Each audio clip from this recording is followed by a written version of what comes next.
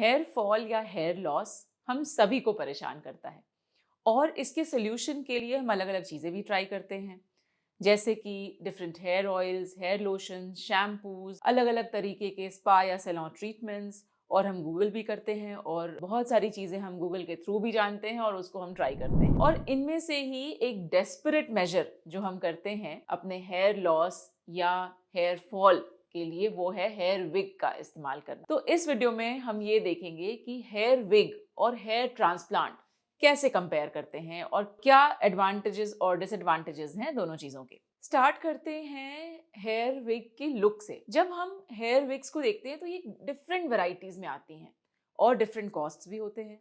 तो ऑब्वियसली जो सस्ते विग्स होते हैं वो इतने नेचुरल नहीं लगते। जो बहुत महंगे विग्स हैं जो कि लाखों में जा सकते हैं, उनका लुक बहुत ही नेचुरल होता है और देखने से पता भी नहीं चलेगा कि उसने विग लगाया है। लेकिन हम जब हेयर ट्रांसप्लांट को देखते हैं उसके साथ ही साथ जब रिजल्ट कंपेयर करते हैं, तो इसमें डेफिनेटली नेचुरल लुक है, बिकॉज ये आपके नेचुरल बाल हैं। और हाँ, कभी कभी हेयर ट्रांसप्लांट के बाद थोड़े वेवी ग्रो हो सकते हैं हेयर्स, जो कि हो सकता है आपके ओरिजिनल हेयर की तरह। अगर आपके ओरिजिनल हेयर स्ट्रेट रहे हों तो एग्जैक्टली कंपेयर ना करें, पर ये होते आपके ही बाल हैं, मे बी स्कैल्प से लिए हुए या फिर बेयर्ड से लिए हुए, या अगर डोनर एरिया की कमी है तो बॉडी हेयर भी यूज होता है। तो इसमें थोड़ा टेक्सचर डिफरेंट हो सकता है, बट ये 100% आपके अपने बाल होते हैं, तो डेफिनेटली इनका जो लुक है वो ज्यादा नेचुरल होगा कभी भी अगर आप हेयर विग से कंपेयर करेंगे तो। अब आते हैं मेंटेनेंस पे।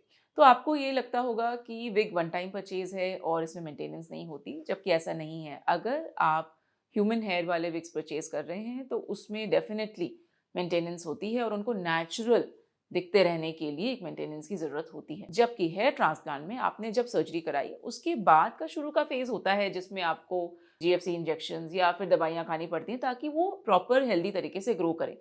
लेकिन एक बार जब वो हेयर ग्रो कर जाते हैं तो ये जीरो मेंटेनेंस है, मतलब ये आपके नेचुरल हेयर है और जिस तरह से आप अपने नेचुरल हेयर का ख्याल रखते हैं वही सेम ही इसमें भी रहेगा और इसमें कोई अलग से केयर की ज़रूरत नहीं होती।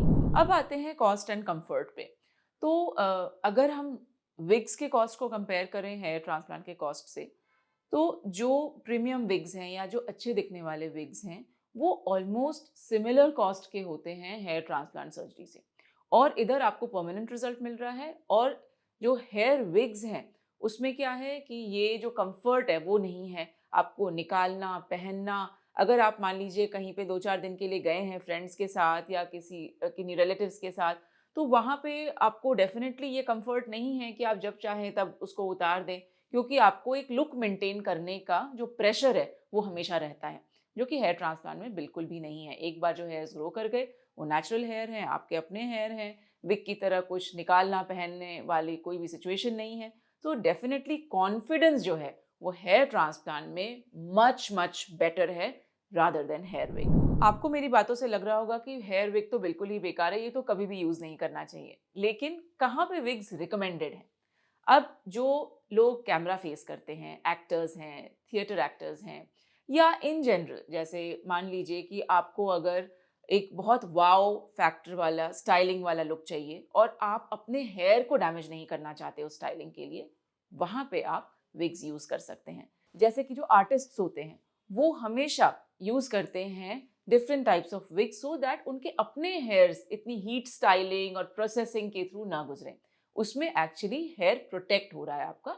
तो उन केसेस में आप डेफिनेटली विग्स यूज कर सकते हैं टेम्पररी टाइम के लिए। तो आई होप इस वीडियो से आपको ये पता चल गया होगा कि हमें विग कहाँ यूज करना चाहिए और कैसे हेयर ट्रांसप्लांट एक बेटर सोल्यूशन है अगर हम परमानेंट हेयर ग्रोथ चाहते हैं। हमें आपके लाइक्स और कमेंट्स का इंतजार रहेगा। इस वीडियो को शेयर करें ताकि ये जानकारी और भी लोगों को मिले। हमारे चैनल एसबी ट्राइकोलॉजी को सब्सक्राइब करें ताकि हेयर रिलेटेड इन्फॉर्मेशन आपको मिलती रहे। Thank you for watching.